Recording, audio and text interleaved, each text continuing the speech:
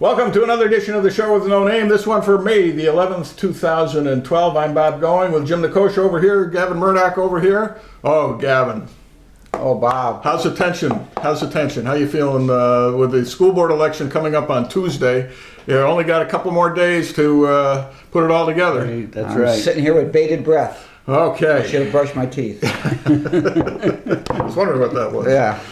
Well, let's see. Now, you guys had kind of a joint meet the candidates meeting on Monday. How'd that go? Yes, I did. There was pretty close to 100 people showed up to the meeting, and the other two candidates who were running were there, and there were a lot of questions. There were a lot of pointed questions. There were a lot of informational questions that were asked. Questions general about the education in New York State and in the school district. They all asked about viewpoints on budgets and personnel, and I think it was very well received. It was unfortunate that there weren't more parents there. A majority of the audience were retired taxpayers. Retired taxpayers, yeah. There were two board members who came to observe the process. Reverend McCurd and Dr. Bush were both there. They didn't participate, but they were there, and they were kind of getting the pulse of the community from the meeting. The other two candidates are outstanding. They are both well-read. They're up to date on all the things going on with the budget, and I do get a vote in it, and I'm going to vote for Catherine Hans and Skip Gray. So you can only vote for two, so that's my vote. Okay. I'm voting for Gavin. He's got my vote because I voted for Babe too, though. I voted for Babe. I voted for Babe. But it was interesting. It was well organized once we got in out of the rain, and people had a chance to actually hear what people say as opposed to trying to read what somebody interpreted that somebody said. And they are choices, but I think any of the three candidates will work very, very well on the board with those presently on the board who are of like mind. So it should be interesting to see what happened. Whether we get a big turnout or not, I don't know. The third candidate was just on the other radio station. The other radio station, and as opposed to TSWNN radio. That's right. And she did well. They asked some good questions on there. People had a chance to hear her and clear up some misconceptions that they've had about her. Because it's been listed that she works at NYSET, they think she's in the union's pocket, but her position really has nothing to do with NYSET down there. Where do they find that out?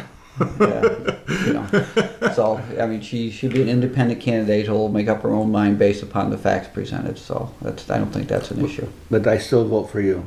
Yep. Sorry. Okay. Sorry. I know you're trying to back out of this as carefully as you can. Too bad, you're too well qualified. The interesting thing is this. It's about time we had an overqualified candidate for the office. Well, I'd be the second one on the board. Second one in 2 years. That's right. That's right. The ex-chairman of the school board was on the radio today, and is very irate that he's still the president, isn't he? Yeah, he's president till the 15th. He was very irate that people had the audacity to question him on what he was doing.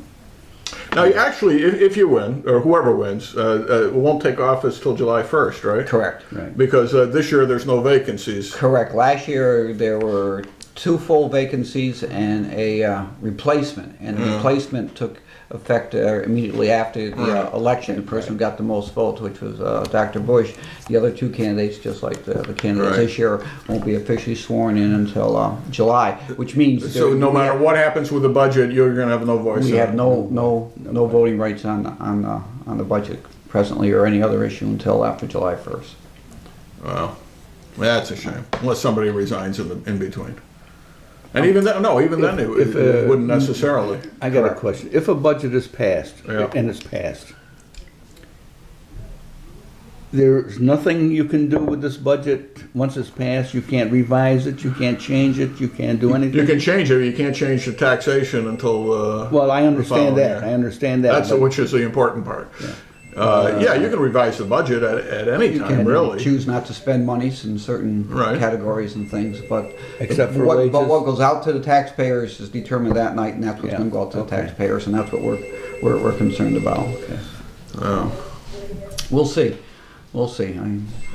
I'll probably sleep better leading up to the election than afterwards, because after the election, I'm sure we'll get Yeah. lots of phone calls. Make sure you fix this, and how come the roof is Well, leaking there, here? And, yeah, that you goes know, with the territory, but usually what you take those calls and you make a note, and the next day you call the the superintendent. superintendent or the janitor in charge of the grounds and buildings, and you relay the message. All right. Now, usually the way the pattern goes, most people who watch this show will be watching it either tonight, tomorrow, Sunday, or Monday.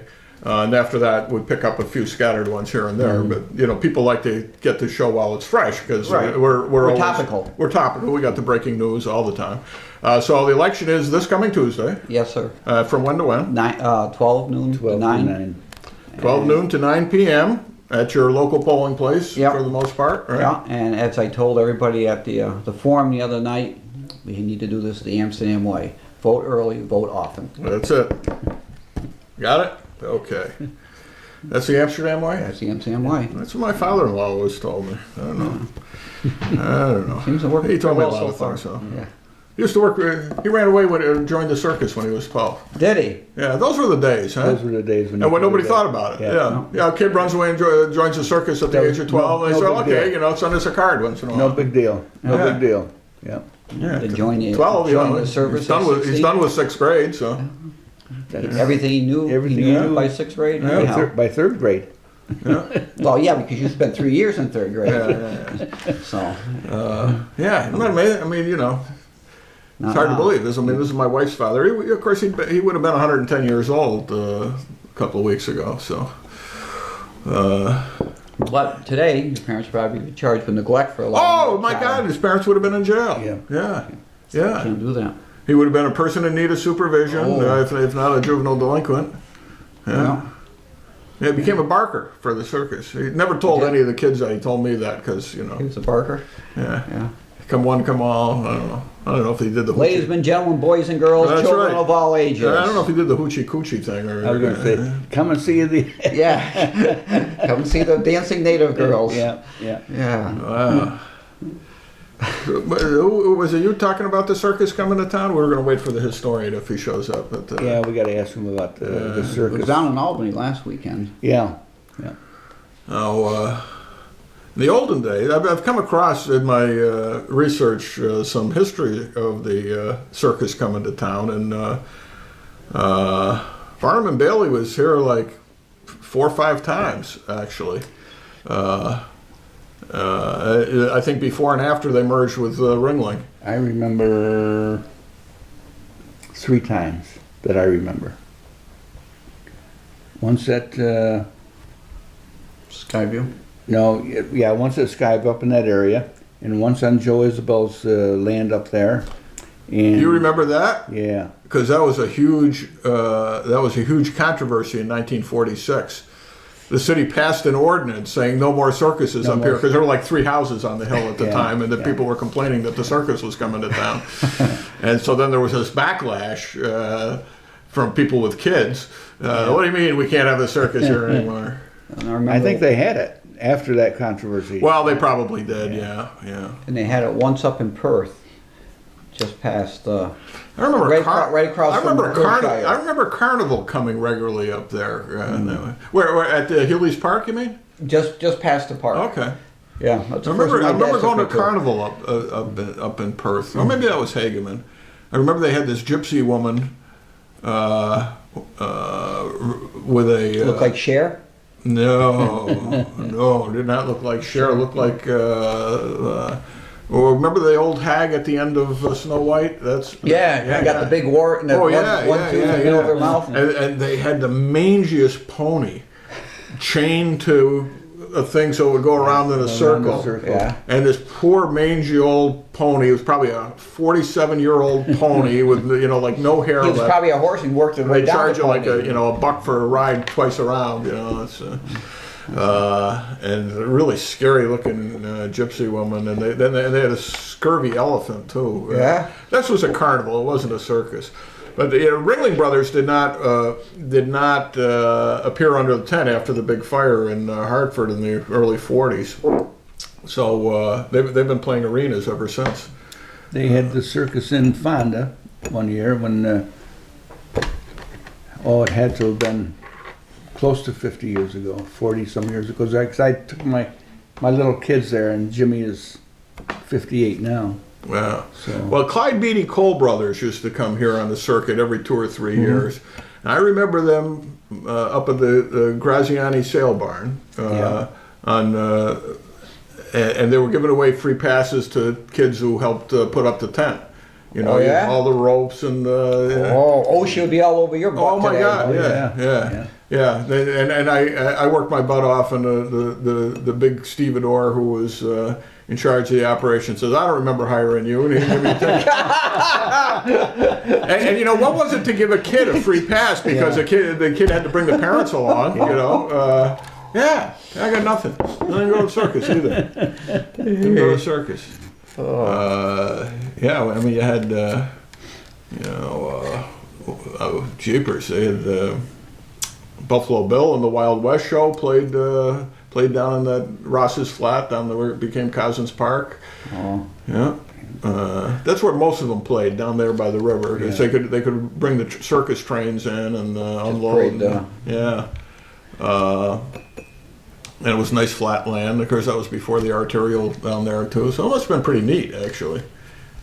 Now, do you remember when Cousins Park was turned into Santa Claus Village? Absolutely. We went down to see them. 1959 or so? Oh, maybe? Boy, it might have been before that, because they used to do the Christmas tree burning down there too. They used to take all DPW come around, pick up all the Christmas trees, and they take them down here. Oh, I remember that. Big bonfire afterwards. Yeah, I remember that. I remember standing there waiting to see Santa Claus, and I was looking in the display case, and they had this wonderful Marx play set of the Alamo in there. Boy, I want that. You know, Davy Crockett, and Bowie, and they're just fighting the dang Mexicans in that. Oh, I remember standing down waiting and waiting for Santa Claus down there for that. But never came, huh? Not that year. Yeah. It was a long ways from the North Pole to get all the. I had the Fort Apache set. Fort Apache. That was great. Still have Fort Apache with the clip-in pieces to make the fort. Yeah, and you got your blockhouses on the corner. Right. You know, I never understood why they gave you that. The guy with the gun over his back carrying the turkey. I mean, how can you fight when you got a turkey in one hand and the gun hole over your back? There weren't enough action figures. There's too many civilians in there. Get the bloody guys out there that can shoot the muskets. Get them out there. Yeah. Well, somebody had to cook the turkey, I guess. I guess. Yeah. Wow. Yeah, I'm sure that got thrown out somewhere along the line. I know we don't have it here. I know where mine is. It's on our TV room. I'm thinking mine might be under the fast track. It might have gone down to the house. Some things went down. My old piano went down with the house.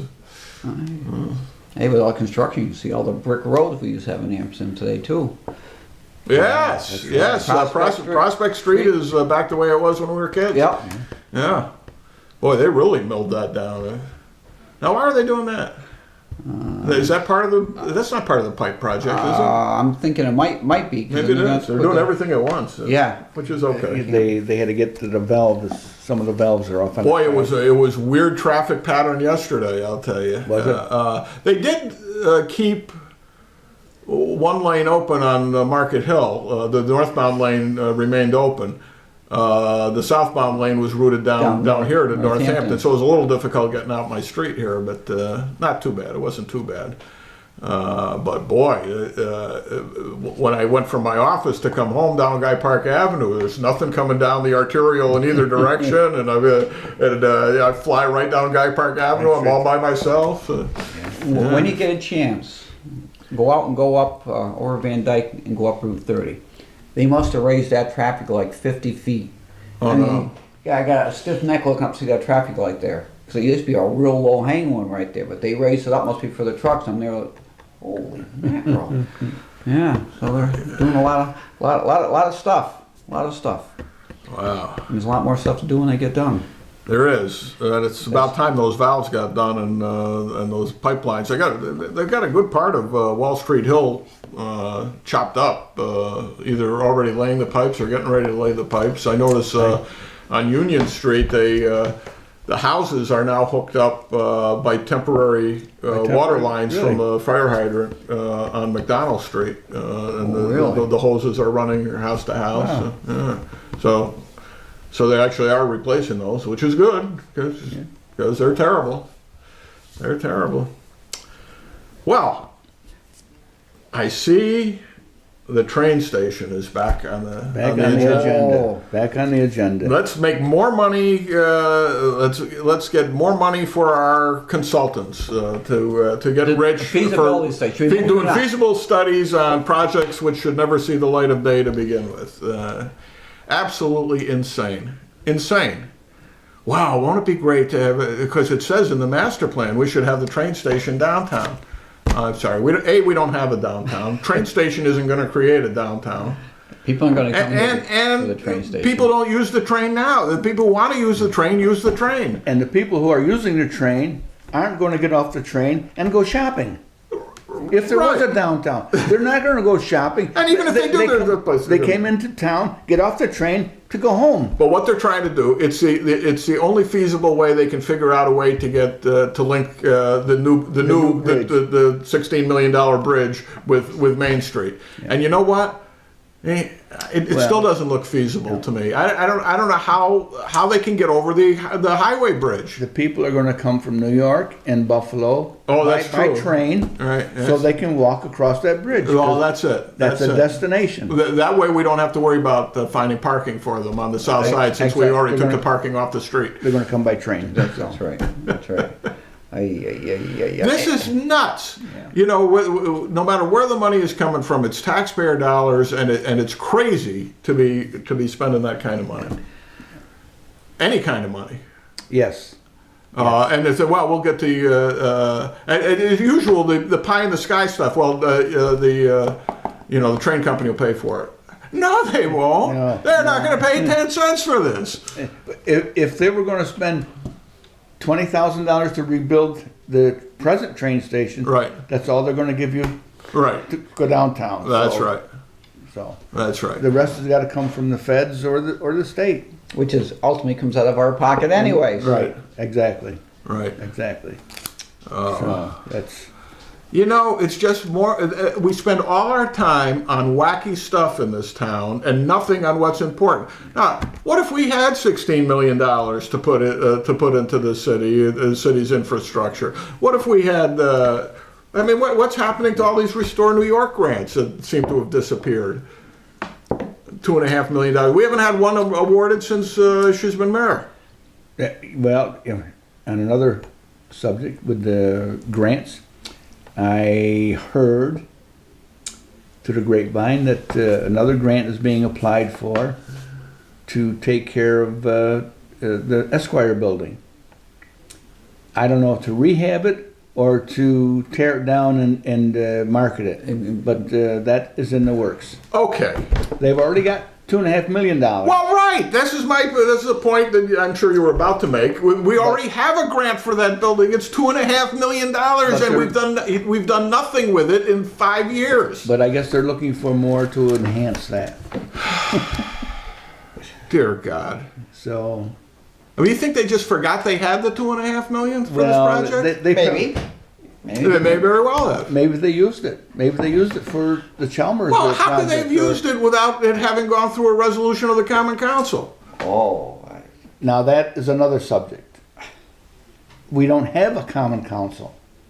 Well, that's true. We have the mayor making the decisions, and she just bypasses them with the okay of the Corporation Council, who is a de facto council member. Is that the right word? De facto? That works. Yeah, it's the right phrase. Okay. I could think of a couple others. Okay. Sorry. On a happy note. Yes? I have to tell you, I already told Gavin, today is my 60th wedding anniversary. All right. Congratulations, And I'm Elaine. here. Elaine gave me the permission to come to this meeting before I have to take her to the jewelry store Oh. after lunch. All right, very good, very good. As it should be. As it should be. Wow, you're Lord going to have knows. to buy her at the jewelry store. Wow, Well- 60 years. Wow. Jeez. Yeah, you got married before I I was was going born. to say, you're not Yeah. even 60 years Oh, old. no. I'm sorry. I am 60. I'm going to be 61. Oh, Oh, okay. But you so- could have got married before you were born. Oh, that's cool. That's great. Wow. Yeah. Wow. That's counting the time she was annoyed with you, too, or not? Yes. Okay, all right. That's all right. All right, we'll forget about that. And Wow. just to tell you, just to let you know the difference in the times Yeah. back then, way back then, they would keep track of gifts and things. She had a little book. So and so gave $3. So and so gave. The most, I shouldn't say that the most expensive gift was, I think her grandmother was $50. Most people, the family, two different families would give a combination of $5. Now that was a lot of money back then. Yeah. Well, relatively, yeah. Yeah. So it was Wow. interesting. Yeah. I used to get $1 on my birthday. That was. Yeah. We were lucky. No, I did good. I got $7 every year. I got $5 from one grandmother, one from the other, and one from my godmother. Yeah. And I was, still getting them when I was in my 20s, I think. A dollar here, a Well, I dollar. was still getting $1, Yeah. but at least I was still getting something. You know. Yeah, good point. Good point. I don't know that I ever gave either one of them anything. Yeah. Hey, don't forget to get your. Yeah, this is Mother's Day, so make sure you get your wife something for Mother's Day. coming up Sunday. Mother's Day is Sunday. Yeah. That's right. Yeah. That's right. And everybody, even Father Lonergan has a mother. Yes. Yeah. From the Quiet Man. How they could have moved. Even Father Lonergan. What's a man without a woman? Even Father Lonergan has a mother. Who said that I didn't? Wow. Okay, what's next here? Does Barack Obama's ego have no bounds?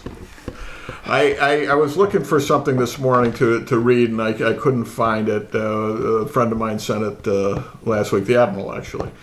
It was a comparison of two short speeches, one given by George W. Bush and one by Barack Obama. And the George W. Bush one was the announcement of the capture of Saddam Hussein. And it was thanking our brave men and women who are sacrificed everything for their country, and da da da da da da da. And if it wasn't for them, blah blah blah blah blah blah blah, right? And then the next one was about the assassination of Osama bin Laden. I gave the order. When I first heard, I did this and I did that, and when I saw that they were doing, I said, "Do this." It's unbelievable, they were all direct quotes, so there was no question about it. There is no I in team, so he's not on the team, obviously. Wow! And then yesterday, was it yesterday, day before, when he made his statement about his. He called it evolution, but it's really revolution, since he had the same position in 1996 when he first ran for office. President Obama said when something about the armed when the armed forces are risking their lives for me, or whatever, or doing my bidding, or working for me. So this guy is, he's got an ego trip that He's got a little Al Gore in him, doesn't He invented quit. the internet, and Obama's I've done everything since. Yeah. Wow. Then I guess you have to consider that maybe his energy department's policy of abolishing the coal industry is having some repercussions. I don't know if you caught the results of the West Virginia Democratic primary for president. Yeah, guy in jail. There's a fellow who's a convicted felon serving another 12 years in Texas, something like that. Long hair, And in West Virginia, all you have to do to get on the ballot is pay the $2,500 filing fee. So there's two candidates on the ballot for president of the United States on the Democratic line: Barack Obama and this convicted felon who's in jail in Texas. Obama won. Obama did win. The other guy got 41% of the vote in the state of West Virginia. The convicted felon got 41% of the vote, which is more than Mitt Romney has gotten in anything since. They couldn't tell the difference between the two. Well, they could. And even then, some people said, well, I was going to vote for him, then I heard he was a convicted felon, so I didn't. So, holy mac, this is in the Democratic primary. Wow. This is not the, It's not Minnie Mouse or Mickey Mouse and Sam getting it right. 41% of the vote this guy got. Unbelievable. But it's true. It's true. Wow. I watched his trip to Albany Nanotech University, and just it's amazing that they had the stage set up with teleprompters on it. I mean, this guy's coming in from out of town. You think it's going to be like a spontaneous? Nah. Yeah, this was so scripted. Absolutely. Everything he does is scripted. Yeah. Well, you saw the pictures when he was addressing the 6th graders in an elementary school, and you pull back, and he's got the teleprompters in front of him in the class. They took up half the classroom. Yeah, this is teleprompters to talk to 6th graders. Yeah, this is amazing. And as you know, I'm a fan of the Recorder. I used to be a paper boy. I was too, but they've been good to me when they haven't been bad. But they've been good to me in recent years. So I got no complaints. In recent years, go back a few more and not so much, but in recent years. But that editorial about how wonderful it was Obamacare. We must be doing something. We must be doing something right. The guy's on a campaign trail. Yeah. He must be doing something really bad if he thinks he needs to come to upstate New York 3 times. Yeah. Well, and you know what? He was originally scheduled to go Malta. To Malta. It was too far to drive. That wasn't the reason at all. The reason was that first of all, it's owned by a foreign country. Dubai. And what was it? They were having union trouble or something. It was something really that is. Well, of course it was. The governor, of course, is not happy about that multi-billion-dollar deal to bring these guys there, and he's de-emphasizing it. And so even though it was Paul Taco's big thing, essentially the governor told him stay out of there. And all of a sudden, down here. And they had a figure in the paper too, how many jobs it created, but then they also told you how much it cost per job. It costs over $1 million a job. $1 million a job for the 1,100 jobs. Yeah. Should just give people that money and have the plan. Right. That's what the theory was. If you gave them $1 million, they'd have done this, that, and the other thing, and the economy in New York State would have skyrocketed. If you follow that theory, and it ain't going to have any effect at all. Actually, Carl Strock can be obnoxious and a pain in the neck, but occasionally he hits it dead on. Yeah. He's dead on right, and he did a number of articles on this. But I particularly remember one where he's talking about the $1 million a job and say, what, what are we doing here? And then and there's no guarantees past, I don't know, 10 years or something like that. In other words, once their economic breaks run out, they can skip town. They can skip town just like they did everywhere else. Yep. And he says it's ultimately don't be surprised when it turns into a muffler warehouse. Yeah. I mean, look at we got. Nice locations for all these businesses, but if the tax situation is, they're not going to come here when they can go somewhere else. No. especially when they have to pay the taxes down the line at the rates that they have to pay mean, I'm taxes looking- here in Well, New they York. took them to court already about the taxes. They lowered the taxes in half Again, again. and of course we got the same thing over here with this Beach Nut Hero plant. Yeah, Same thing. We gave them the multi-million dollar tax break so they could destroy Canajoharie and move down the road. And next time they could move down the road even further. and they gave them what And somebody said, 25 million. where was it? It must have been on Facebook or something. Somebody said, does anybody know anybody who works for Hero Beach Nut that lives in the city of Amsterdam? Remember, it was Yeah. going to be. Well, you should give us the water for a reduced rate because. All the city employees. Yeah. Oh, what was he? Were you at that meeting? We had an afternoon meeting one time that I chaired because the mayor was teaching school, I don't remember. and they were looking for some kind of a break from the city. And I said, "Well, look, it says right here in the agreement that if there's anything to be, the county is going to do this, not us." I said, all we have is the water and the sewer. I said, you're not doing anything for us. You're not paying taxes to us. You're just water.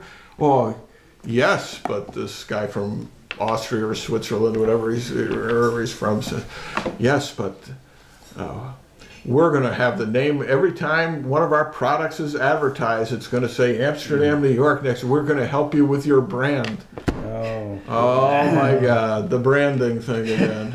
Oh Lord, we've been branded, all right. No.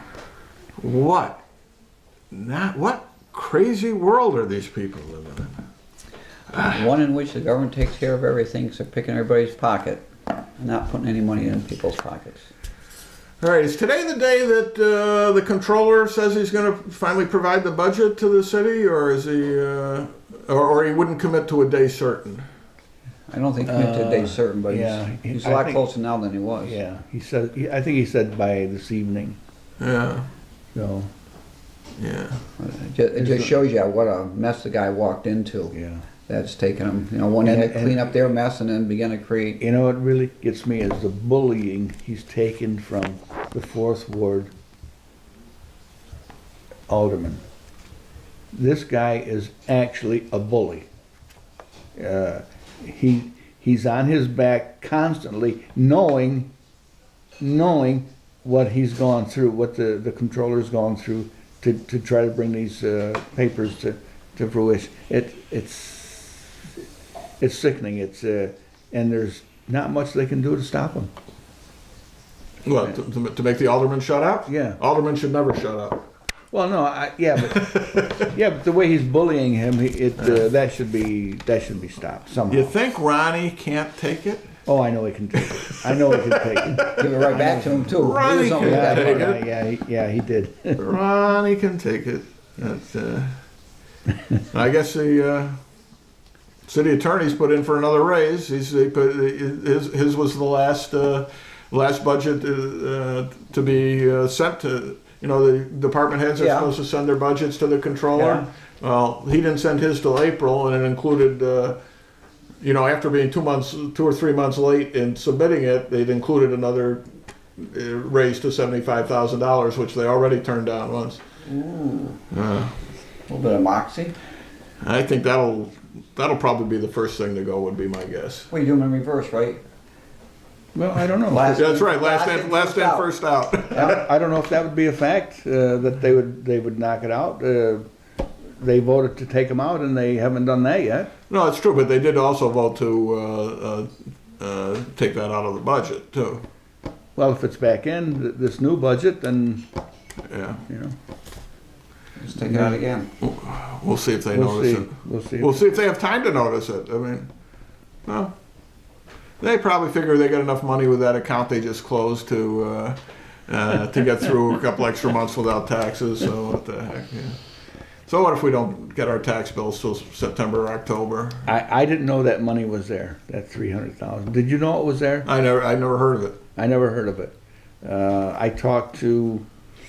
But I don't. On the other hand, I don't know where the controller invests money. I assume they invest money in CDs on a day-to-day basis. Yeah, but this one gave him $1.60 or $1.06.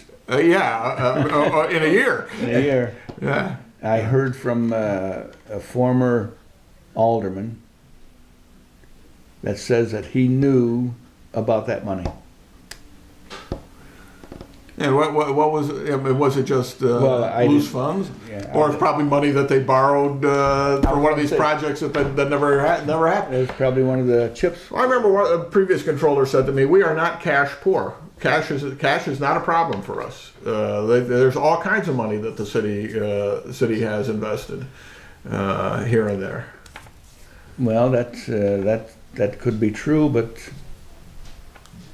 But we're not on a cash basis. We're on an accrual basis. People don't understand that, and it's a difficult thing to understand. You know, it's basically we anticipate income of such and such, so that's on this side. Yeah. And every time, when we know we have bills we have to pay that we haven't paid yet of this much. and it's paid from what's the money that's on the come. So that we no longer have surpluses, we have fund balances, which are not the same thing as surpluses. Surplus is It's actual cash. cash left over. Yeah. Yeah. It actually is a pot in the back room that you can dip into, Yeah. whereas fund balances can be theoretical. Most of them are.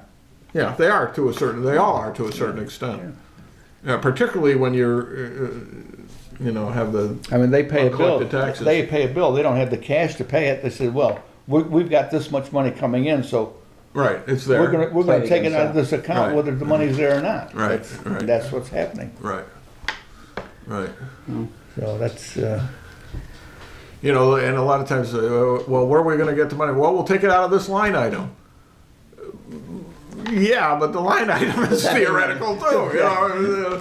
well, that's one of the things that Dibus is trying to put the screws to Ronnie about is that how much money is in that line item. There's no money in the line item. There's no money there. It isn't money. Yeah. It's a theory.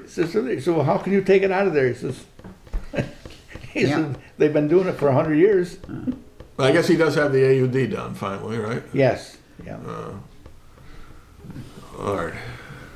But that was last year's. Well, yeah. But it should be easier to do this year's one. So in June, he's got to Getting start on another one. Getting the books straightened out so you know what you have and know what you got and you know what each line item is supposed to mean. That's a huge job, but once it's done, it's done. Yeah. And it makes it a lot easier the next year and the year after and the year after that. And that's one of the things that he's fighting for is he wants to know what is in each line item. So Right. you say $1,000 for vehicle repair. What vehicle repair? Yeah. So he's fighting a tough one. But he'll get it straightened out, and the city will be better off for it, and all future controllers will be better off for it. Put a lot of hours in. Because he says he only wants the 4 years. You can have them. Yeah. Yeah. Time's phone, you're having flies. Right. I saw What? him. I saw him a week ago Sunday, and he says, "I don't know whether to thank you or not for pushing me to controller." He says, He's loving every minute of it. Don't you kid yourself. Well, let's see. I don't know. Well, we could talk about the city forever, but it's They'll still be here next week. yeah. still be here next week. Aside from that crazy West Virginia primary, there's some other interesting things here. Wisconsin, where Governor Walker is facing this Recall. recall vote. There were two primaries, Republican and Democrat, the other day. The Republican primary, Walker was facing token opposition, somebody I think that the Democrats put up just so he'd keep him busy. He got more votes in a virtually uncontested primary than the two principal candidates of the Democrats put together. Really? I Yeah, didn't see that. which is absolutely amazing that people actually went out and even bothered to vote. All previous history in that state, over the last decade or so, shows that whether it's you have a contested Democratic primary and uncontested Republican, or a contested Republican and an uncontested Democrat,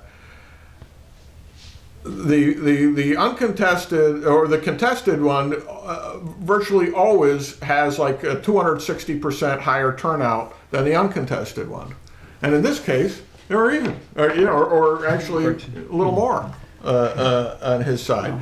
Although I guess there were 4 or 5 minor candidates that gave him a little bit less than 50% of the total, but That's now, well for him because of what he's facing. that says very well for him. Of course, the state's in pretty good fiscal condition since he put all these reforms in too, as opposed to neighboring states like Illinois, which are going down the toilet.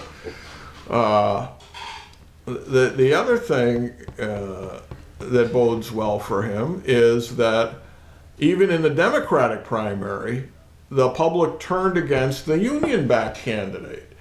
The candidate who said, "I will give the unions everything they want," came in a distant second in that primary.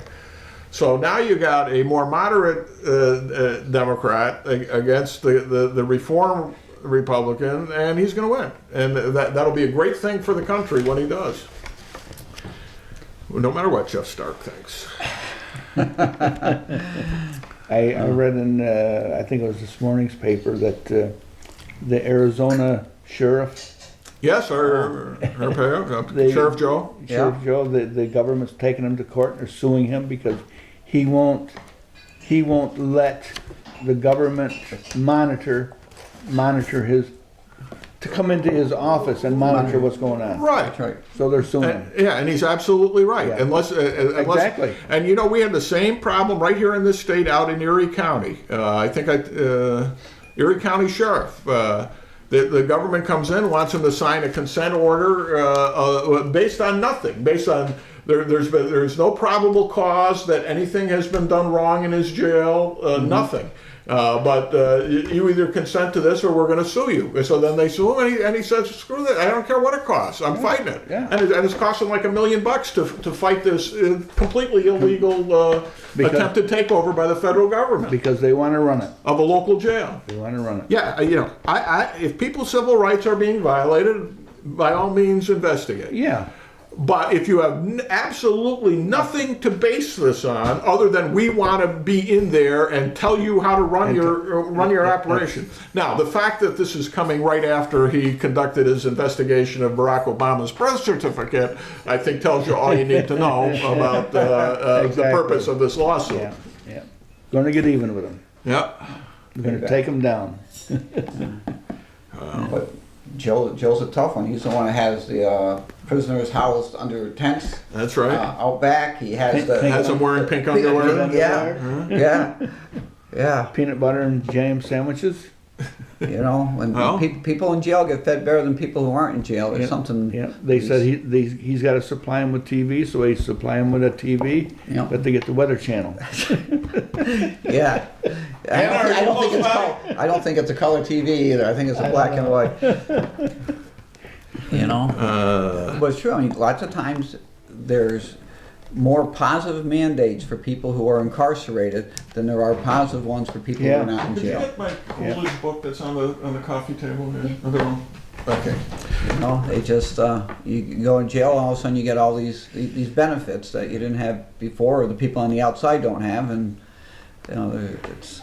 it shouldn't cost me my salary to pay for somebody who's in jail. No. It should not cost that kind of money. When they're talking $35,000, $45,000, $50,000 to have somebody incarcerated, there's something wrong with that picture. Definitely should be a minimalist when you're talking about you do something wrong. There's certain things that go along with it, and it's not always good. But that's the way. A lot of people have sued this guy, and nobody's succeeded. That's right. Nobody has succeeded. Oh. Indiana, the other night, Richard Nixon's favorite mayor, Richard Lugar, was defeated by the Tea Party's candidate for the U.S. Senate, and as Mark Twain would say, rumors of the Tea Party's death have been greatly exaggerated. And also of Sarah Palin's influence, because She has a way of waiting till the last second, making an endorsement, and that, for a lot of people, is just, okay. If this person's okay with Sarah, they're okay with me. You know, the governor of South Carolina, for example, and her candidates are almost always winning. Are they really? Yeah, in the primaries. I haven't been looking at Yeah, she just made a couple more endorsements in the last week, which would make things even more interesting. You know, there's something to be said for coming in late with things. You come in early, the flame burns out, Right. and it kind of goes by the wayside. But when Right. you do it at the end, it's the freshest in Right. people's minds. Right. That's why lends greater importance when it's Right. done at the end. That's why with people panicking about an election that's 8 months off, forget it. People aren't Yeah. going to pay attention till the last month. last month. Yeah. And maybe not even then, till some of them till the last week. Yeah. And you can often predict well in advance where things are going to go, despite where they are today. By the way, the latest poll today shows Romney up by 7. So, Is he up? yeah, yeah. So is that a bounce from Obama's speech the other night? Well, it could be part of that. You know, let's talk about that a little bit. The theory is that he made this announcement early, so by election day It's going to be burned out. gonna be burned out. Well, that was number one. That was one theory. But they previously said they were going to he's holding this. He's holding this position in reserve, so he'll announce it in September, where it will have more of an impact and show what a leader he is, and that Biden forced the issue by. He made a statement. Yeah, he made. I didn't see what the statement was. Well, he was all for it last Sunday, and so then that forced a lot of. I think that there's a lot of truth in that he made the statement now because he was getting all this pressure because of what Biden did, and then one of the Secretary of Health and Human Services or something, or Education or whatever, had made a statement in support. So we're talking about the gay marriage thing. Now, North Carolina was supposed to be a close vote. Everybody said it was going to be a close vote. It was 61%. Every time the issue has come up to the public, It's a bigger than they it has never passed with the public. The closest this came was in California, which is as blue a blue state as there is. Yeah. So, despite polls, national polls that may say 50-50, when it comes out to actually voting, it ain't close. Yeah. It ain't close. So, now, something like 1 out of 6 of Obama's big bundlers, those are the guys who raise big bundles of cash from different sources, apparently told him that unless he did this, they weren't going to bother raising the money. And of course, he immediately gets $1 million influx upon making this announcement. Now,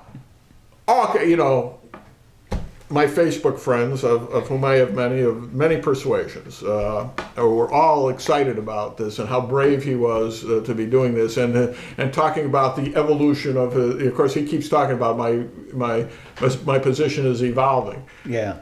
Is that a same as flip flopping? It is a synonym for flip-flop? revolving. In 1990, I said this earlier, but in 1996, when he ran for the state senate, he was given a questionnaire to fill out, and he said absolutely in favor of gay marriage. I'm opposed to the federal government getting involved. He's there's a Federal Defense of Marriage Act that was passed. Well, let me set this up legally. This happened when the 4-3 vote in the court of Massachusetts declared that it was unconstitutional under the Massachusetts Constitution to set up separate things for straight marriage and gay marriage, for lack of better terms. 4-3. And that was it. That was number one. That was the first state in the union to recognize same-sex marriage not that many years ago. Under the Constitution's full faith and credit provision, each state has to give full faith and credit to the judgments of another state, so that theoretically a person going to Massachusetts and getting married under their law could come back to their home state, and their home state would be required to recognize it, so that the entire country would change essentially 6,000 years of understanding of the definition of marriage based upon the vote of one person in the state of Massachusetts. So Congress passes a Defense of Marriage Act, which they're entitled to do. Under they can decide how the balances between the states on issues like that. And they said that no state will be required to recognize that. It doesn't say no state shall do whatever they want in the area of domestic relations. Yeah. I think they should. Those are state issues. If one state makes a wacky decision, they make a wacky decision. They live with it. But it shouldn't be imposed on everybody else. So it was designed to prevent wacky state judges, and it's not just this issue; it's any issue. It could be true on any issue that a 4-3 vote of a court of appeals or a Supreme Court of a given state could change the law for the entire country based on the full faith and credit provision of the United States Constitution. Like the right to carry a weapon, right? Whether you and whether you think it's a good idea or a bad idea, it's a horrible idea, in my opinion, when judges are making the law. Exactly. It's a terrible idea, and I don't care what the provision. I don't care whether it's the Fugitive Slave Act or anything else. It's really important that those decisions that are so momentous, that change everything, whether you think they're being changed for the good or the bad, it doesn't matter to me. Judges should not be making those decisions. People should be, the legislatures or the people should be making those decisions. There are very few places, actually, where even the legislatures have done this. Very few states. New York is one of the very few. And again, that was done for money reasons. People were threatening to withhold money. Mm-hmm. And that's all it's about. Like, they could really care less. Anyway, that's the legal background of that. So now now the president comes out and he's getting pressure from his own base to do this. Now, what does he really gain electorally by this? I don't think he gains anything. He blamed it on his children. And he does what was that Carter girl's name? Amy Carter. He pulls an Amy Carter. Well, I've been talking to my daughter. How old is his daughter? Is 11, 12? Come on. No, he didn't say he was talking to them. He just said that he didn't want his daughters to wonder why. Oh, because they have friends whose parents are. They may have. He didn't say they had friends. I think he said they might. They might. They might in the future. Yeah. Whatever. Yeah. Nonsense. And the armed forces were working on his behalf. Yeah.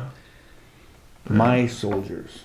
Yeah. So it was his soldiers the ones that leaked all the information about the other underwear bomber that now outed someone that's infiltrated Al Qaeda, and now, do we have a right to? Should we expect to know everything that takes place? Absolutely not. No. And anytime they do something like that, it just undermines what people are trying to do. They put other people in harm's way and who are trying to take care of him. I just don't know. We're just a society that wants to know everything, and there's some things that I don't happen to think that George W. Bush was the greatest president in our history. I have a lot to fault him for. But he was a good man. Is a good man. He's a man of character. Okay? And he would know the difference. He would never put his personal interests ahead of those of the country. Ever. This guy does nothing but put his personal interests ahead of the country or the danger of our armed forces. And I'm as hawkish as the next guy, but what the heck is the mission in Afghanistan right now? What has it been for the last several years? are we promoting the Karzai government, or trying to while their own people are killing our soldiers?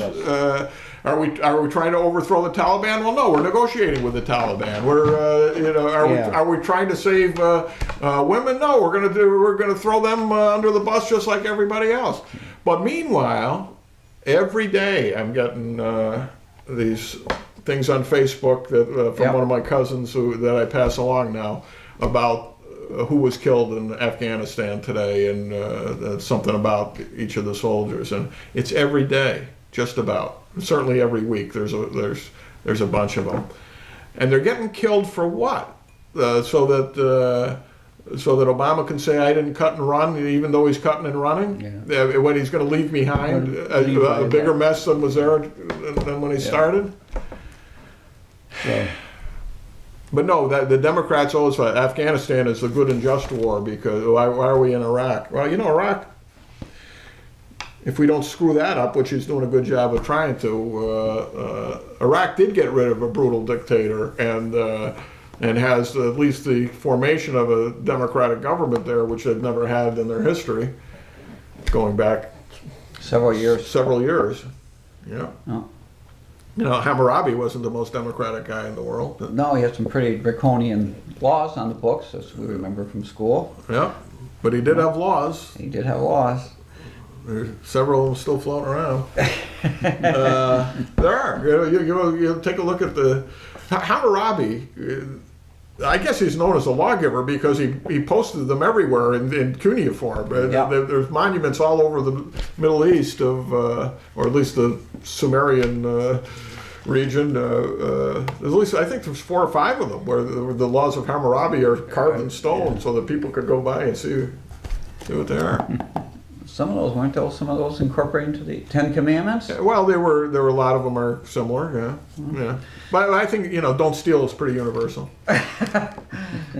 So who stole his laws? Yeah, it was probably in the British Museum. You ever been there? Yeah, when we were in high school, when we were seniors, we went Gene Lee's to. Fascinating place. It's amazing, all these things from antiquity from other countries that they possess. Right. They've got some frescoes from Athens. I've always heard of the Elgin marbles. Okay, we studied the Elgin marbles in school. That was the frieze of the Parthenon that ended up in the British Museum, and carved this, that, and the other thing. Well, until you actually go face to face with it, you have no appreciation what a magnificent piece of art this is. I mean, the horses and the chariots and absolutely it's as good as anything as good as anything Michelangelo did. Absolutely, and 1,500 years earlier, right? Something like that. Oh, more than that. Well, yeah. Well, the golden age of Athens was. 400 BC maybe to 300, so somewhere there. Okay, 12. Yeah. That was very, very impressive. The Parthenon and the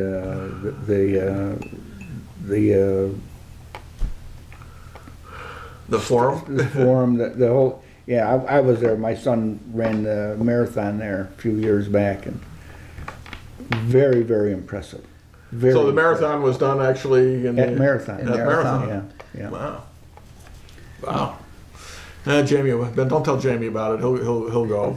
He probably doesn't know where Greece is, but he'll get there somehow. I think that was it's outside Syracuse. Yeah. I think that was his most grueling marathon.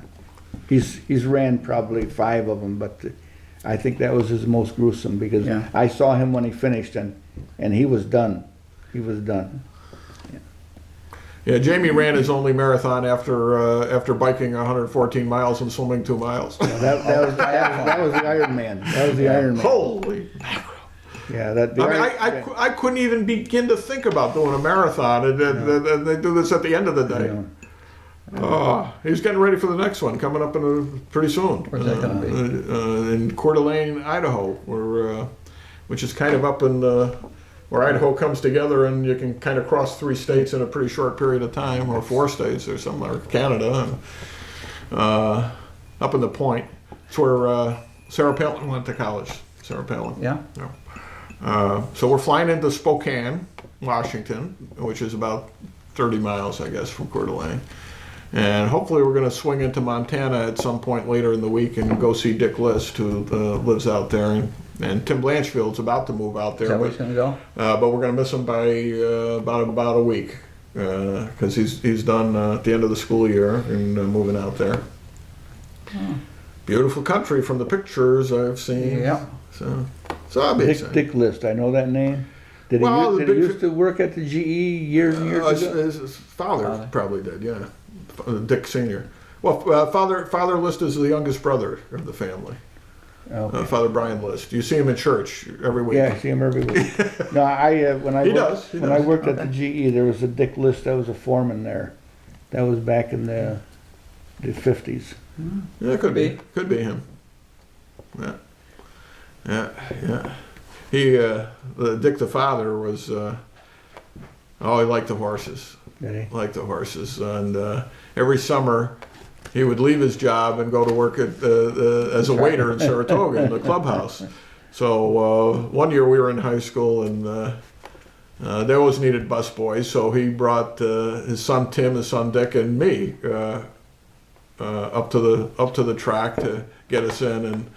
And neither Dick Jr. nor I had our working papers with us, although we had them from working up the recorder. But we didn't have working papers, so even after they hired us, they fired us. But meanwhile, we were already in the clubhouse. So we had clubhouse seats for the races, and Dick and I were 16, and we looked mature, so we're betting the races all afternoon. And plus he snuck us in for the employee lunch in the clubhouse as well. Oh, he was a rascal. Great guy. Probably made as much money working up there in the summer as he did working down in GE. Well, the tips were good in the clubhouse, Yeah. sure. Yeah, I'm sure Laddie Sanford tipped him well. Nah, probably not. That's how he kept his money. I've been. Well, we talked about the Sanfords last week, and I actually did a special cut of last week's program that I posted on the YouTube for the I Grew Up in Amsterdam site, the 27 or 28 minutes we did on Yeah. the Sanfords, or I did. Because I seem to have talked nonstop like I'm doing right now. Habit of doing I have a habit of doing that. occasionally. Well, this is all the things he didn't get to say when Right, he when had the former co-host with him. That's right. The other co-host wouldn't let me talk at all. What's he doing anyway? Somebody see him this week? I saw him at the meeting. I saw him Huh? last Friday. Ah, Had lunch with him, matter of fact. really? He did. Yeah. Really? Who paid? Him, well, you pay your own. No, that's right, because he won't take a lunch from No, he won't anybody. take a lunch. No such thing as a free lunch. No, yeah. So. You're not going to bribe me for a lunch. So, Michael, we've been friends for 45 years. Come on. God, he's amazing. We're talking about Michael Chair, the Fifth Ward supervisor, who's the co-host of this program, even though he never shows up. He's on all He the said business not. He cards. said he's not the co-host. He's not the co-host? No, Oh, he said he never was the co-host. He never was. He said. Because he quit from the first day. He was a special guest. Special guest. Yeah. Jim was a special guest. I'm the special guest. All right, occasional guest. Jim is the occasional guest, and I don't know what you are, Gavin. You just I happen to show up every week where you have are. to show up every week, no matter where we are. No, they're going to talk I find about you. They're going to talk about you because they talk about me. But says I showed up and never left. That's right. That's right. Shapers. That's right. The business cards say an occasional guest. An Jim the occasional kosher. guest. All right. Wow.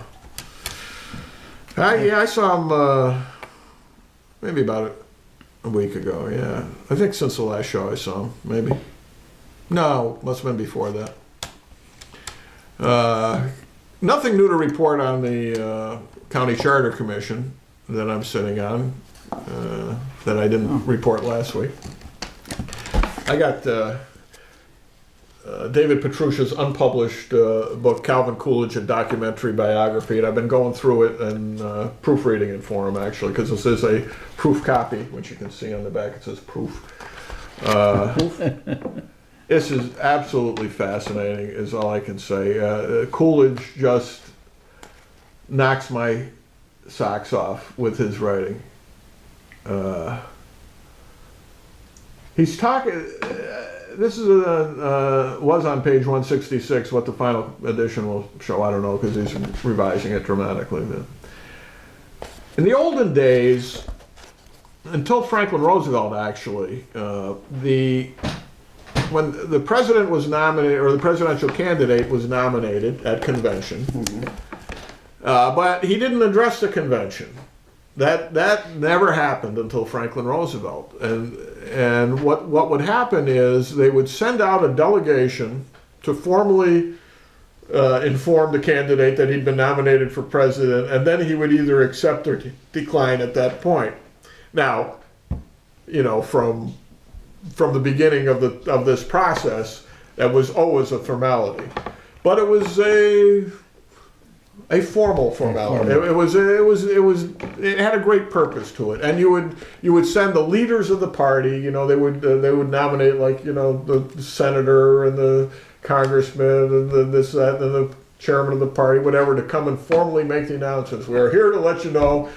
And then the candidate would usually be sitting on his front porch or someplace like that, and look surprised to hear 2 months later that he's been nominated for president. And which is not unlike the British Parliament going to the King or Queen and inviting right. them down to the Parliament to speak. They do not arrive unannounced. They do not arrive uninvited. Right. And so I think exactly. And they lock the door, and they come because they feel like coming, not because they're summoned. Yes, and these formalities have a purpose.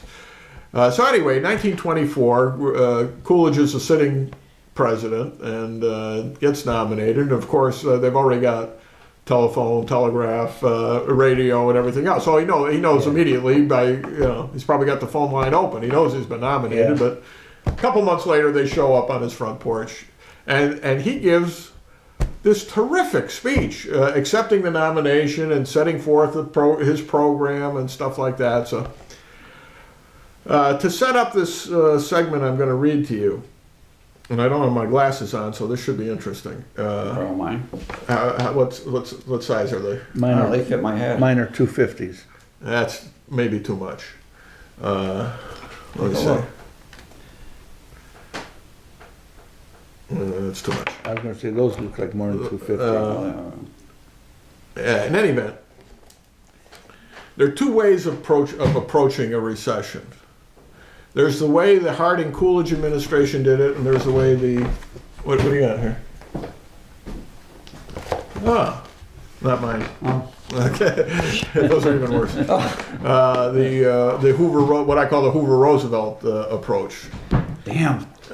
Completely different. Oh.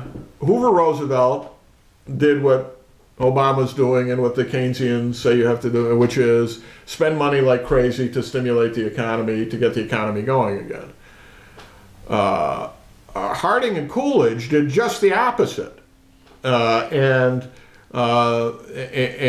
economized in government. So they weren't taking more, and they reduced taxes, they reduced spending, they paid off parts of the national debt. To get things back under control, and the recession that Harding inherited was over in like 8 months by this approach, whereas the Hoover-Roosevelt approach of spending money like crazy brought on the Great Depression, which lasted from for 10 years, from 1929 or 1930 to 1939. In fact, in 1938. The unemployment figures were worse than they were when Roosevelt took office, however many years earlier. So did the war get us out of the Depression? What's that? Did the war get us out of the Depression? Well, let's, eventually things even out, and certainly you got to say that that we went into mass production at that point. We probably would have gone right back into recession if they hadn't changed the approach. But no, the war didn't get us out of the Great Depression, but it certainly, it did and it didn't. It certainly put everybody to work, which helped. But their whole approach of spending money they didn't have was not a good idea. In war, you have to do that. When you're not at war, You better not. You better not, because it's only going to make things worse for a long time. Anyway, so, he talks about how, let's see. he's talking about World War I. The war left us with many evils. One result was a tremendous wastage of wealth, which is kind of, the people of this country were required to recreate very nearly 1/5 of our national resources. All of this stupendous sum has to be earned. In other words, you got to create the wealth that you're spending like crazy. So, what he's saying is 20% went to the war. 20% of our wealth went to fight the war. He's not saying we shouldn't fight the war, but we got to pay for it. He says all of this stupendous sum has to be earned. When so large a part of the work of 300 years is swept away, it is not easily recovered. It takes all the tremendous energy of men, of enterprise, of the vast properties represented by invested capital, and of material working through years to repair the damage and replace the values destroyed by war. War destroyed 1/5 of the wealth of the nation, is what he's saying. The only method by which we can make up this loss is by saving a part of what we produce each day. It will make little difference how much we raise on the farm or how much we turn out in the mill if it is all used up or all the proceeds are expended. We can only be relieved of our present private and public burdens by refraining from private and public extravagance. We must resist private and public outlays for which there is no commensurate return, like bridges that go to nowhere. This is economy. Whatever anybody may claim or say, there is no other method by which the people can rid themselves of their tremendous financial burdens. It is for that reason that the present administration has made every possible effort to cut down the expenses of government. The country needs every ounce of its energy to restore itself. The costs of the government are all assessed on the people. This means that the farmer is doomed to provide a certain amount of money out of the sale of his produce, no matter how low the price, to pay his taxes. The manufacturer, the professional man, and the clerk must do the same from their income. The wage earner, often at a higher rate when compared with his earnings, makes his contribution, perhaps not directly, but indirectly, in the advanced cost of everything he buys. The expenses of the government reach everybody. Taxes take from everyone a part of his earnings and force everyone to work for a certain part of his time for the government. When this next part is kind of quaint compared to what we have now. When we come to realize that the yearly expenses of all the governments in this country have reached the stupendous sum of about $7,500,000,000, which I think Obama has spent in the time it took me to say that, we get some idea of what this means. Of this amount, about $3,500,000,000 is needed by the national government and the remainder by local governments. Such a sum is difficult to comprehend. It represents all the pay of 5 million wage earners receiving $5 a day, working 300 days in the year. If the government should add on $100 million of expense, it would represent 4 days more work of these wage earners. These are some of the reasons why I want to cut down public expense. I want the people of America to be able to work less for the government and more for themselves. Ooh. I want them to have the rewards of their own industry. That is the chief meaning of freedom. Until we can reestablish a condition under which the earnings of the people can be kept by the people, we are bound to suffer a very distinct curtailment of our liberty. I'm going to keep going because I keep putting exclamation points in the margins. These results are not fanciful. They are not imaginary. They are grimly actual and real, reaching into every household of the land. They take from each home annually an average of over $300, and taxes must be paid. They are not a voluntary contribution to be met out of surplus earnings. They are a stern necessity. They come first.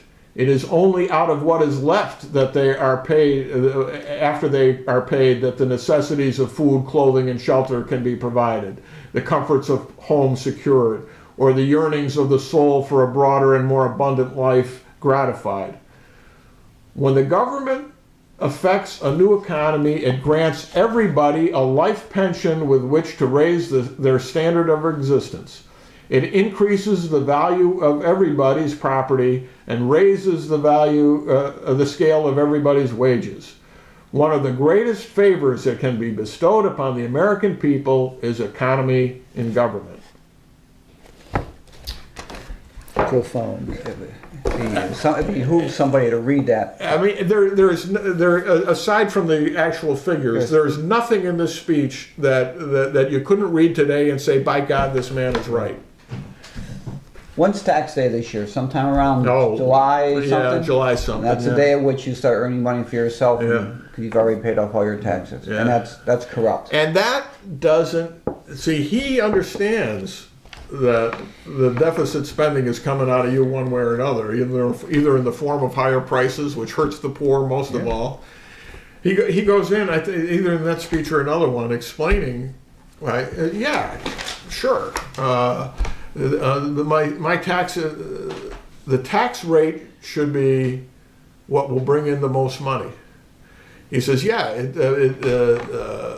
people who are better off should pay more. He says, I grant you that. I said, but if by raising the rate for them, you end up with less money, you're hurting everybody. You're not only being unfair because because it is unfair to treat people differently, but you're not accomplishing anything by it. And he goes on and on about explaining to you, if the government takes 10% of your wages on Monday and 20% on Tuesday and 30% on Wednesday and 40% on Thursday and 50% on Friday and 60% on Saturday, which of you is going to work the last 2 days? Yeah. And it doesn't hurt somebody who's, and you're going to reinvest your money in tax-free securities. He was against that too. That was already, this crony capitalism stuff was already going on back then, where you're coming up with these tax-free securities. What a great idea! Because they're trying to we'll get people keep money for yourself instead of Yeah. the government. That's why Yeah. they came up with that. The only thing that keeps our economy going around here now is all these tax-free things, because nobody else is going to stay here. I look at, the museum is looking at this noteworthy building and the former electrometrics building. That is such terrific office space in there. I can't even begin to tell you. And good manufacturing space as well. And yet, wired for everything, you got electricity coming in, all the electricity anybody's ever going to need. You got the T1 lines coming in for all the communications you're ever going to need, the highest speed you could possibly imagine for computers. And they can't rent the space out. And why is that? Because it's here. Oh. Because the taxes, the taxes in this state and in this locality are so fierce that nobody wants to start a business here or move a business here. But they don't seem to get it. They don't get it People at in all. government don't get They it. don't get it at all. I don't understand that. Well, so you're paying, as you were saying last week, so you're paying $2,000 more in taxes this year because of the raise they had last year. Well, we'll do you a favor, and you're only going to have to pay $2,000 more again this year and next year and forever. That's right. Instead of giving the surplus back to the people who paid it. God, it's outrageous. It's absolutely outrageous. And if you don't do something about it, I'm not voting for you for re-election. Promises. Hey, How long's your term? 3 years. 3 years. 3 years. That could be a lifetime. It can be. Can be. But the people who can do something about taxes in the state and federal government, they don't understand. No. They don't understand. They believe that everyone exists for their benefit. Deficits mean nothing. Yeah. Oh, we don't have to worry about the deficit. We don't. Because we'll get away with it. Well, not only that, it's because Those guys don't have to worry about it because Taxes doesn't bother them. They've got enough money. we're they just can pay the gonna taxes. go That's after right. that 1%. Yeah. We're gonna go after that 1%. But it's not the 1% that feels You the take pinch. not only all the income, but all the wealth of the 1%. Doesn't pay for the government for a year. That's if you take everything away from them and they never make another dime. And they won't make another dime. And nobody else have any dimes to And make. nobody else will have any dimes left, but it'll be fair. It'll be fair. The 1%. No. It'll be fair. Well, the Court of Appeals has ruled that we get our new Senate seat. Yeah. Yeah. So we're at least we at least know what we're voting for this year. Do we? Well, to a degree. Yeah. I mean, we know where the districts are now. I guess. Okay. I guess everything's in place now, right? You got the congressional seats, you got the Yeah. Senate and Assembly seats in place. What we don't have. This is driving me nuts being on the County Charter Commission because we're trying to find a way to come up with legislative districts that are even, Yeah. right? And we don't have even ward lines in this city yet, right? No, we've got ward lines. Did they adopt the new census figures? Oh, you mean for this new? Oh, no. No. It's been 20 years since we last adjusted the ward lines in this city. No. Yes, it is. No, they adjusted them. I was on the council when they adjusted them, and that was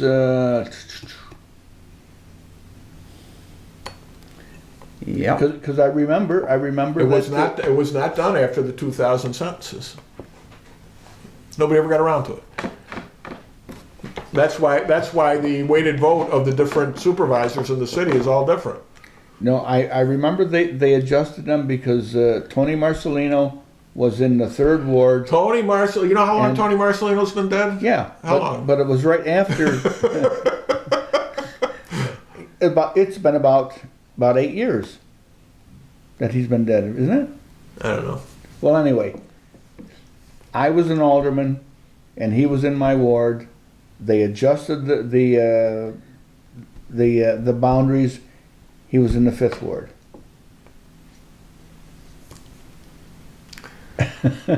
Well, in any event, it hasn't been done this time. Okay, no, this time it hasn't, but I'm sure it was done. Oh, I don't know. No, that was done after the 1990 census. That's the last time it was done. So our, And Tony's still mad about it. so our city's all out of whack? Is that what you're trying to tell me? Well, in that respect, yeah, but it also makes it harder to come up with these with You're a right, plan. 'cause there's no plan to work from with here. a plan that works. There's a very neat plan in front of us that works with 8 county legislators, but some people think we should have an odd number so that it doesn't end up in a tie. I don't think it makes any difference because if it ends up in a tie, the resolution doesn't pass. Period. When our city clerk worked for the county, she was involved in moving the ward lines. Mm-hmm.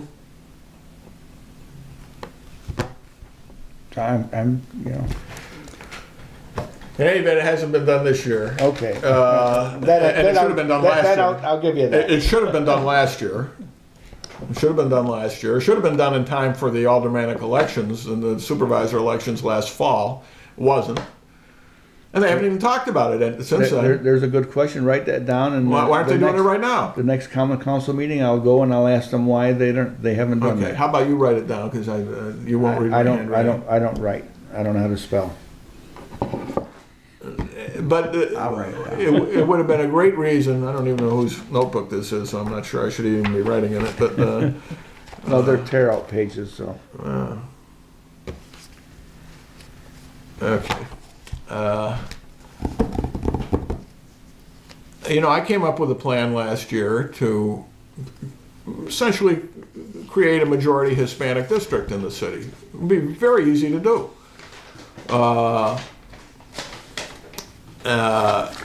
would that be a wise thing to do? Well, it would not be a bad thing to do. It would be when you consider what it would have done was eliminate the 2nd ward as it currently exists. Okay, the second ward is bizarre.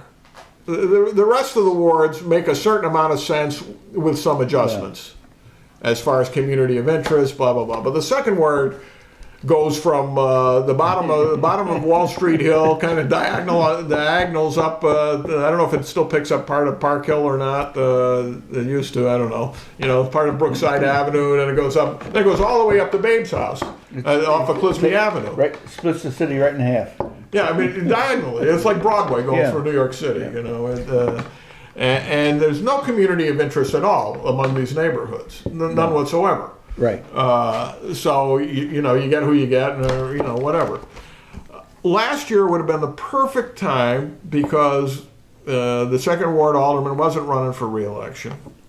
You could have redrawn the lines without having that political problem of how do we accommodate alderman so and so, alderman so and so, and alderman so and so, right?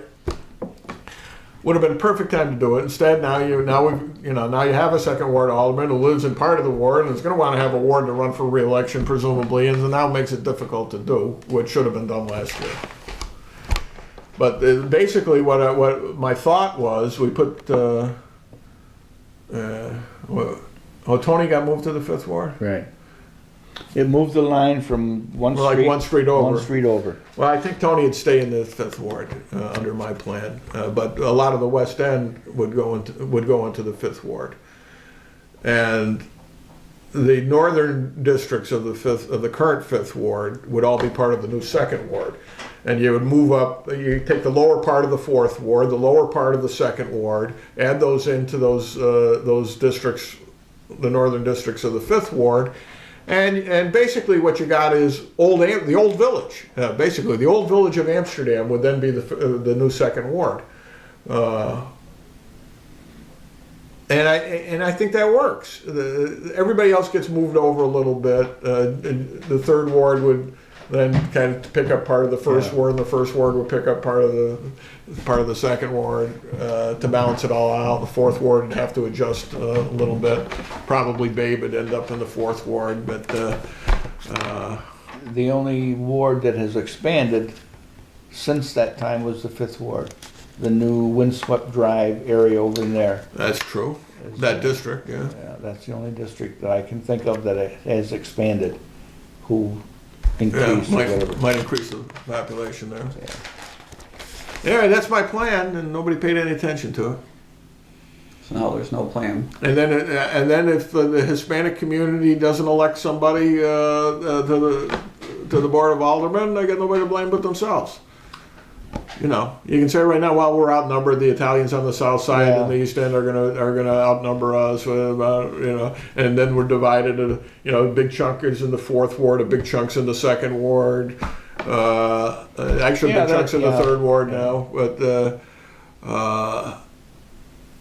so they are divided. I mean, they're a huge part of the community now. So what is 24% in the last? I don't know how many are citizens or not. 24, 29, something like that. But something like that, which is huge, That's a big chunk. So get them involved, but they have to get themselves involved. You can give them a handout.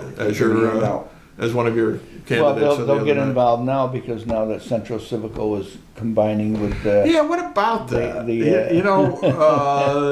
Of course, the mayor is optimistic about everything. And they're both in the red. They're both operating in the red. So what's the advantage of? Frankly, I don't know what the advantage of this one going with that one is. I haven't because.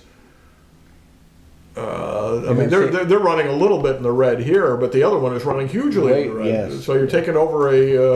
Are they gonna save on administrative expenses? I think that's the idea. I assume they would have one set of administration, one principal, so to speak. No, I don't know. I don't know about that. Then I don't know what they're. You've got a group here, and 30 miles away you've got the other group. Yeah, they're not even connected. Yeah. So you've got to have an administrator in both places. Yeah. First, then you got to figure out what their function is too. As a governmental agency, which they're a quasi-governmental agency, or all their money comes from government grants.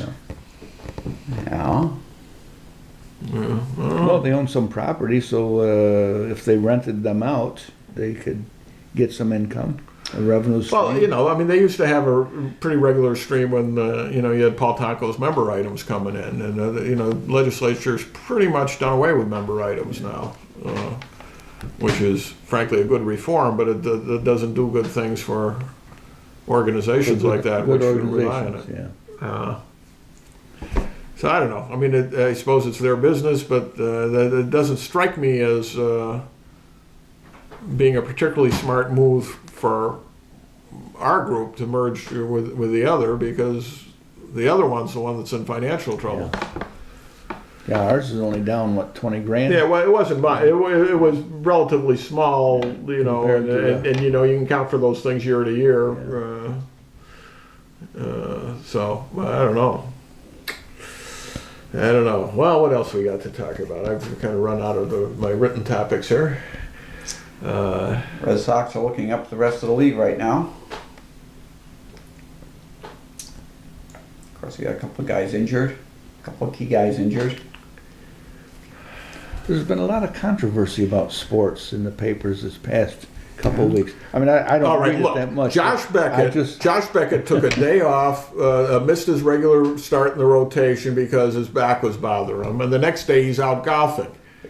Okay, and that, you know, Bobby I mean, Valentine and all this. if he'd been playing like Josh Beckett has played in past years, nobody would probably say much about it. But when he's been stinking up the lot, looks lazy on the mound, is always moaning and complaining, has to have his own personal catcher because, you know, I can't work with this one or I can't work with that Are one. you kidding me? Oh yeah. Now, and Kelly Shopik is a better catcher than Saltalamacchia. I mean, he calls a better game, and Yeah. frankly, he's hitting better and everything else. So, and he's not that old. He's only like 34 or something like this. It's not like he's ancient.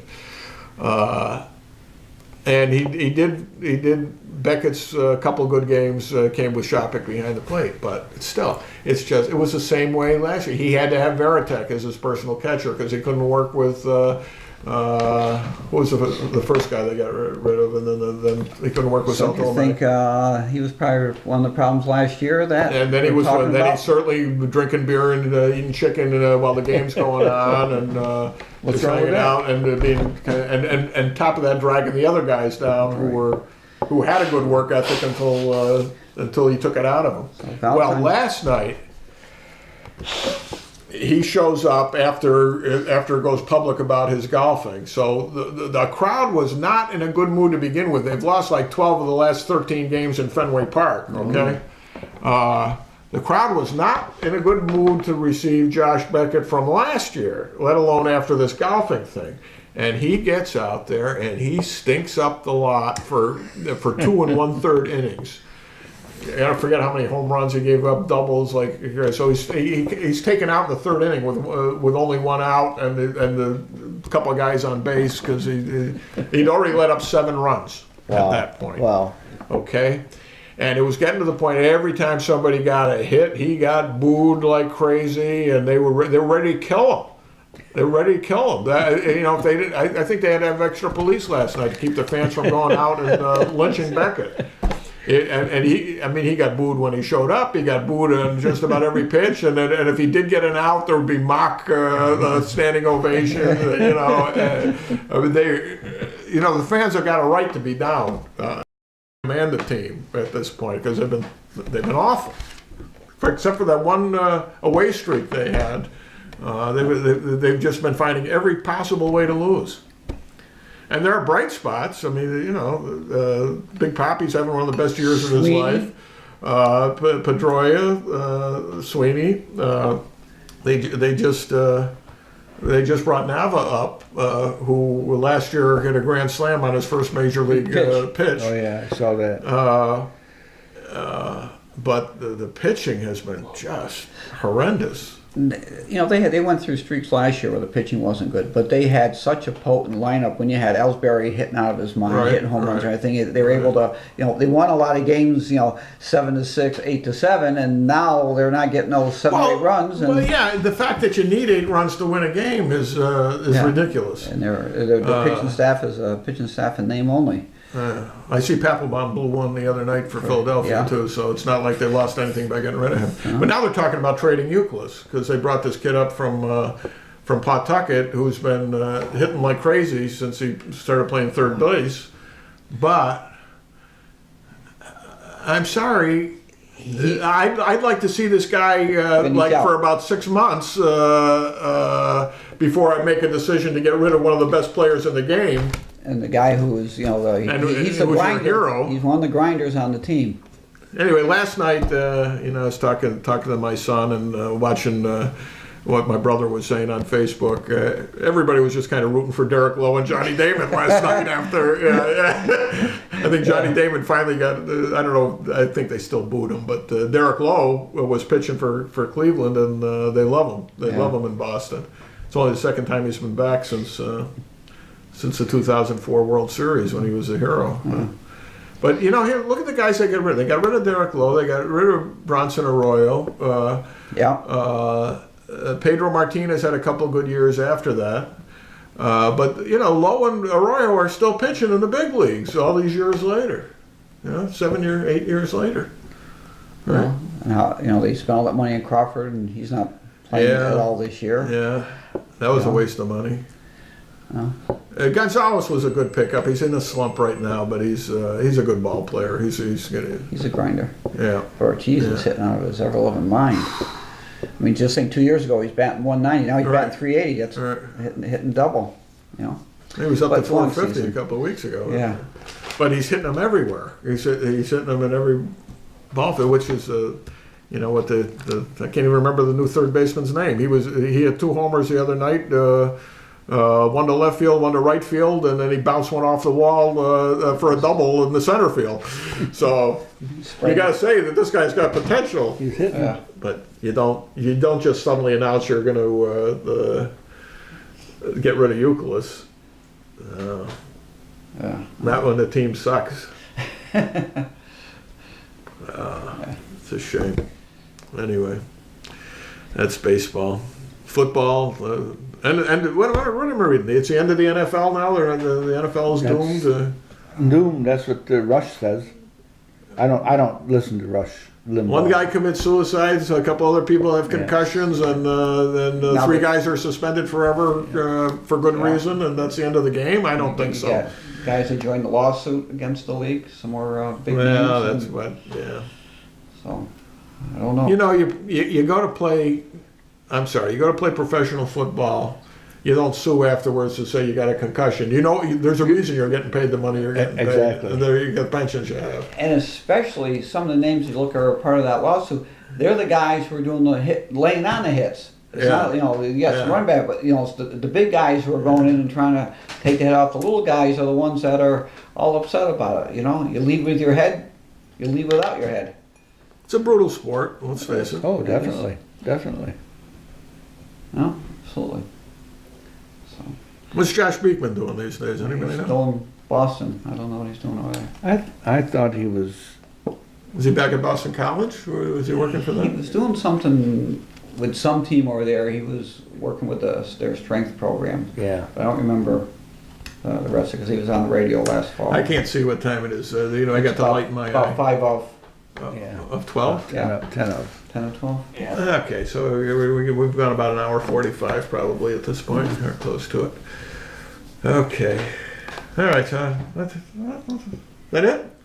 No, they had Lynch Middle School had their talent show this past Wednesday night at the high school, and I missed that. they had a good turnout up there. There was probably 250 people came between the kids and the parents that were up there, and Mish played the bagpipes and received a standing ovation and high fives from everybody, and he did well. And there's a young man, I don't remember what his name was, who did a drum solo up there on the tom, and he was absolutely wonderful. A couple of the young ladies sang that were great.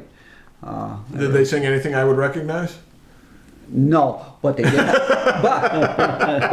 They did have a special performance by Sundog, who was a band composed of high school players. There's three young men are in the band. Vic Hugo's son is one of them, and the first two songs they played, No wonder he's still working. He's got to put another one for college. Yeah, Huh? but they did. The last song they played was "Foxy Lady."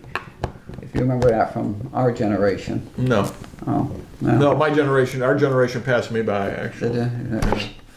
Yeah. Yeah. I'm just discovering a couple of things. Sorry. Okay. Oh, that's not a bad song. When did that come out? Oh, yeah, when you were in high school. Oh. Yeah. Well, I do a lot of transporting of the guys in the house where I work, and I've always got the oldies station on, so I say, oh, I remember that. Well, oldies. Old days. Yeah. The oldies songs.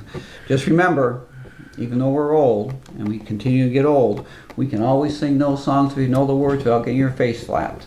You can't, these kids today aren't going to be able to do that. No. No.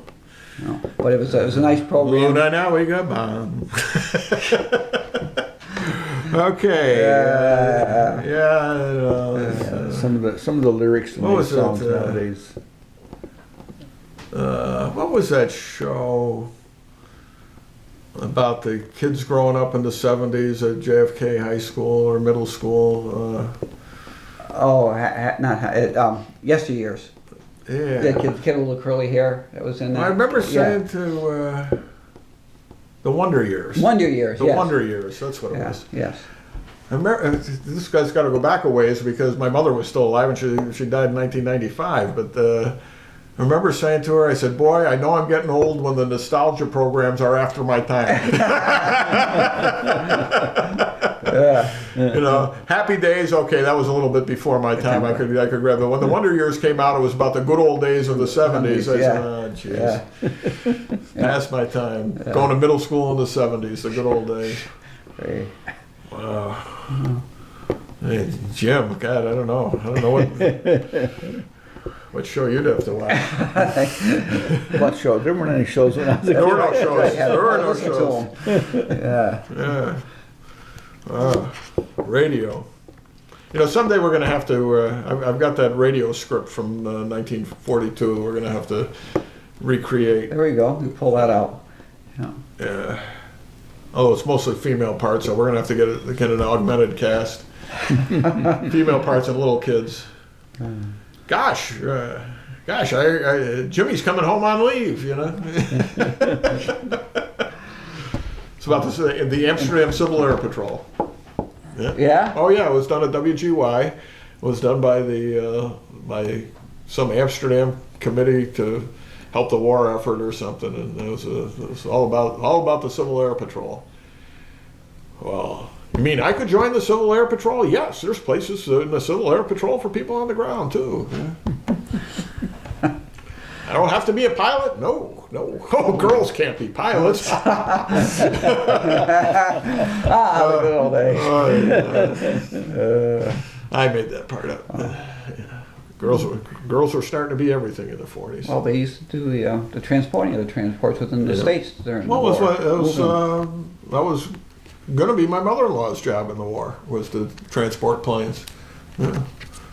She ended up doing something else, but that was one of the things she was doing. And the waves. What did that stand for? Women's Auxiliary something. They just Yeah. put the V in to make it sound like the Navy. Yeah. To make a wave. Yeah. Disposal of wax. Yeah. Which was Women's Army Corps. Right. Actually, it started out as the WAAX. It started with the Women's Army Auxiliary Corps or something like that. Yeah. And they want people to have a stutter. It started out as WAAC and then became WAC very quick. And they pay people to come up with these I'm sure they do. momentous changes. I'm sure. I know they probably did a feasibility study. And I'm sure they did a feasibility study first. How's this going to go? But they had to go to a consulting firm to get the feasibility study done. America was ready for World War II. I know we're going to run over time, but some of the fascinating things when war was declared, there was immediate emergency declarations coming out of Washington every day, and one of the wackiest ones was that they were eliminating lapels from men's jackets and cuffs from their pants so they could Save material. Save material. save X amount of material per year by eliminating lapels. Yeah. And so everybody was going around looking like Mao Zedong or something. I don't think that lasted long, but the women's nylons eliminated were gone. They were gone overnight. They had to stand in line to get them. Yeah, and they were gone. I mean, they were. That they made were- it tough on you. Yep. Yeah. They were not available until after the war. And there's pictures of downtown Amsterdam where there was a store on Main Street around Conovers. The line went all the way down Main Street and up Church Street. People standing in line, women standing in line to get the first nylons that were available, nylon stockings. I've still got the ration books that we had when we were kids. Oh yeah, Yeah. I got some of I those. got a stack of them because there was 14 of us in the house, so Is that right? Yeah. Wow. yeah. So we all had a book, and I think I got 5 or 6 of them left. And you never cashed in your butter coupons? huh? No, I look in the books and there's Would they take still it now? pages. No. Well, nothing's rationed anymore. I don't- And if you don't- they if you did don't- away with if you didn't use them, they would come They out with a new expired. series. They Right. expired. So Use them or lose them yeah, if you could afford them. yeah. The Office of Price Administration. The OPA. All right, and then after the war, that became what department? Because remember, departments never go away. They just Well- change their name. The Republican Congress tried to get rid of it in 1946, and Truman vetoed it, and it went back in under a moderated form. And then I don't think it went out till 48. Maybe it was even later than that. Maybe it was. But the government create us, the government keep us. Yeah. They create the money and they keep the money. And then Nixon, who worked for OPA and knew better, knew how lousy it was, reinstitutes wage and price controls when he's president. Hey, we're all Keynesians now. I'm not a Keynesian, I'm a Coolidgean. Calvin Coolidge.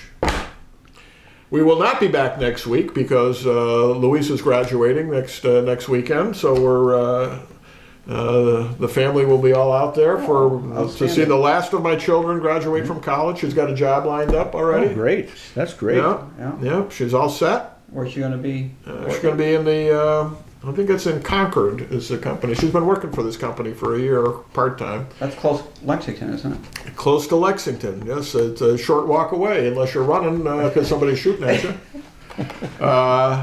Yeah. Good deal. Yeah, she'll probably be living in Waltham, but remains to be seen. That's great. So that's where we're going to be. So there will be no, if there is a show next week, we're going to do it either early or, no, we're going to have to do it early, but there will be no show next week. Okay. Besides, Gavin will be hung over from the election probably, no matter what happens. No matter what happens. No matter what. Yeah. And So I'll be- everybody get out and vote early and often for Gavin Murdoch for school board of the Greater Amsterdam School District on Tuesday, noon to 9 p.m. at your local polling place. Don't forget.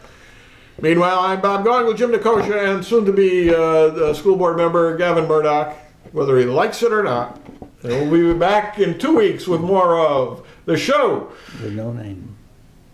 with no name.